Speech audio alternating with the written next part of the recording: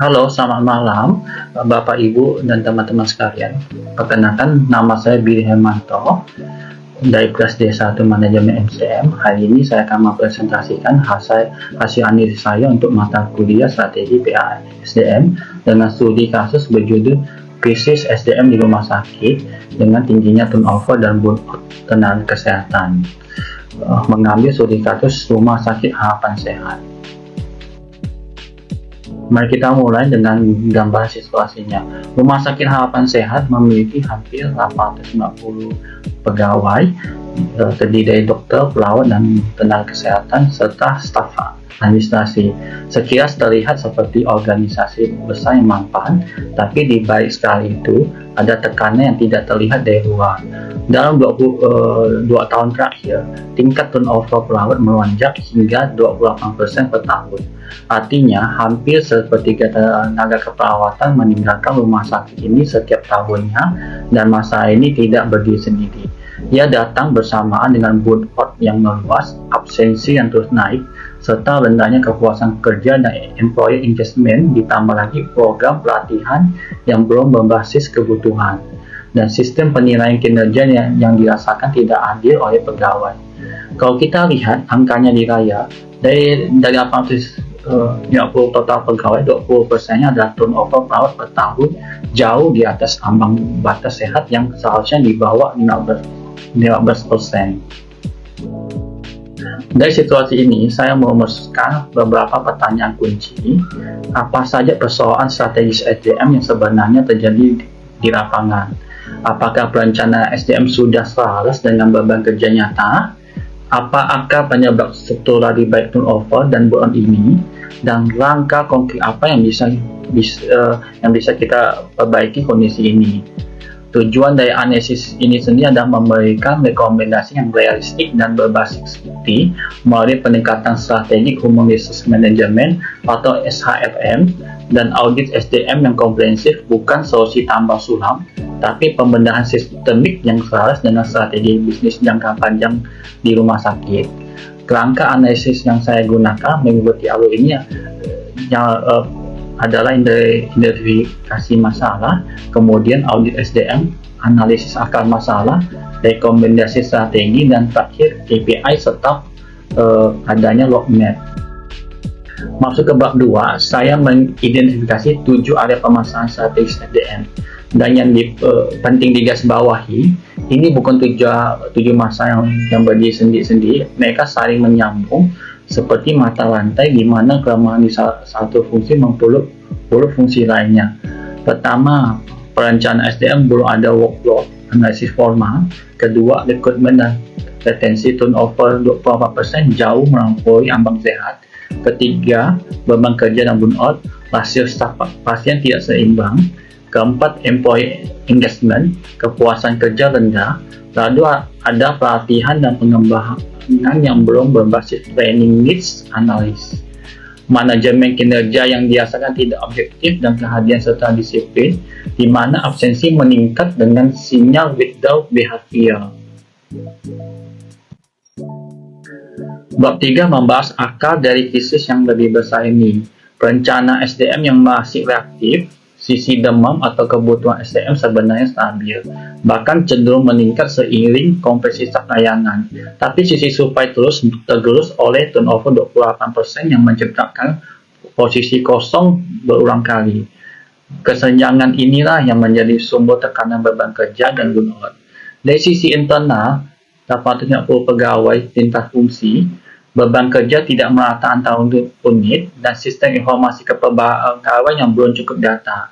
Dari sisi eksternal, persaingan rekrutmen tenaga kesehatan makin ketat, ada regulasi akreditasi soal rasio staf pasien, dan generasi tenaga kerja baru yang lebih peduli work-life balance. Karena itu ada 3 hal yang perlu dibangun. Workload analysis untuk menghitung rasio staf pasien per unit dan shift, forecasting kebutuhan SDM berbasis arah strategi bisnis, dan succession serta career planning termasuk clinical career ladder. Selanjutnya, bab 4 saya melakukan audit terhadap fungsi SDM untuk memotret efektivitas secara menyeluruh. Pertama, perencanaan SDM Temuan awal menunjukkan belum ada dokumen perencanaan tahunan yang sistematis. Kedua, rekrutmen yang seksi. Dokumen berulang akibat turnover tinggi membuat biaya membengkak. Ketiga, pelatihan dan pengembangan. Belum ada training needs, analis ataupun evaluasi dampaknya. Keempat, manajemen kinerja. Pegawai merasa penilaian tidak objektif dan tidak berdampak pada karir. Kelima, kompensasi dan kesejahteraan. Dukungan psikososial masih sangat minim. Dan keenam, hubungan industrial.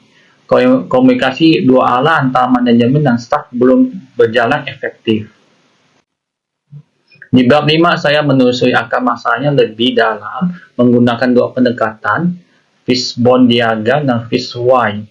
Fishbone Diagram memetakan 6 kategori sebab: man, beban kerja berat dan kelelahan; metode, penjadwalan yang belum berbasis beban kerja; matching atau sistem informasi SDM yang belum terintegrasi; environment, iklim kerja yang kurang suportif; dan measurement, belum ada KPI formal untuk memantau beban kerja dan engagement.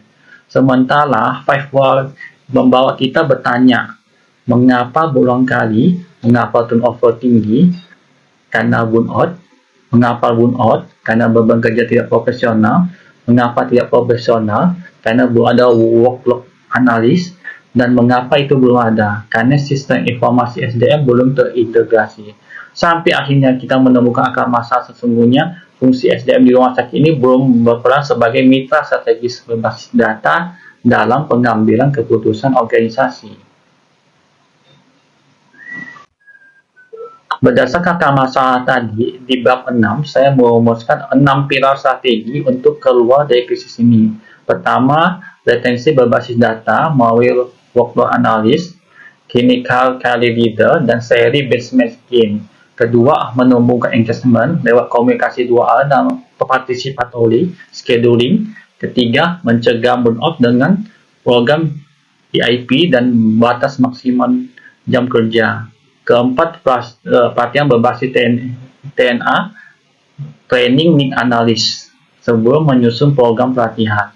Kelima, manajemen kinerja baru, sistem penilaian dengan indikator terukur dan kalibrasi antar penilaian. Dan terakhir adalah, menurut saya paling fundamental, menjadikan SDM menjadi mitra strategis, transformasi dari fungsi administrasi menjadi HR business partner yang didukung people analysis.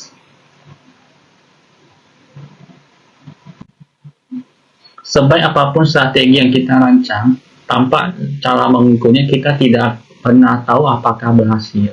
Karena itu di bab 7 saya menyusun KPI dan roadmap implementasi.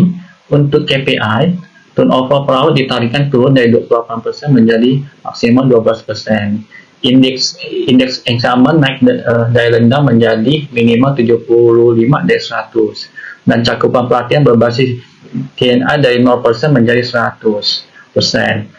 Roadmapnya saya bagi menjadi 3 tahap. Jangka pendek 0 sampai 6 bulan, audit SDM menyeluruh dan peluncuran EIP. Jangka menengah 6 sampai 18 bulan, perombakan sistem penilaian kinerja dan benchmarking kompensasi. Dan jangka panjang 18 sampai 36 bulan, clinical career leader dan transformasi penuh menjadi HR business partner. Sebagai penutup, izinkan saya menaik benang merahnya. Krisis SDM di Rumah Sakit Harapan Sehat, turnover 28%, burnout meluas, absensi tinggi, engagement rendah adalah masalah yang sangat sistemik, bukan kumpulan isu yang berdiri sendiri. Akarnya ada pada lemahnya perencanaan SDM berbasis data dan fungsi SDM yang masih berjalan secara administrasi. Ada 3 kunci pembenahan yang saya usulkan. Pertama, berbasis data melalui workload analysis dan monitoring KPI secara berkelanjutan. Kedua, manusia di pusat lewat EIP, engagement dan career leader yang menempatkan pegawai sebagai aset utama. Serta ketiga adalah strategis dan proaktif, menjadikan SDM sebagai mitra bisnis, bukan reaktif, melainkan perencanaan masa depan organisasi. Dengan roadmap 3 tahap dan KPI yang terukur, saya percaya Rumah Sakit Harapan Sehat memiliki peluang nyata untuk membangun fondasi SDM yang berkelanjutan. Oke, terima kasih atas perhatiannya. Saya ucapkan banyak terima kasih.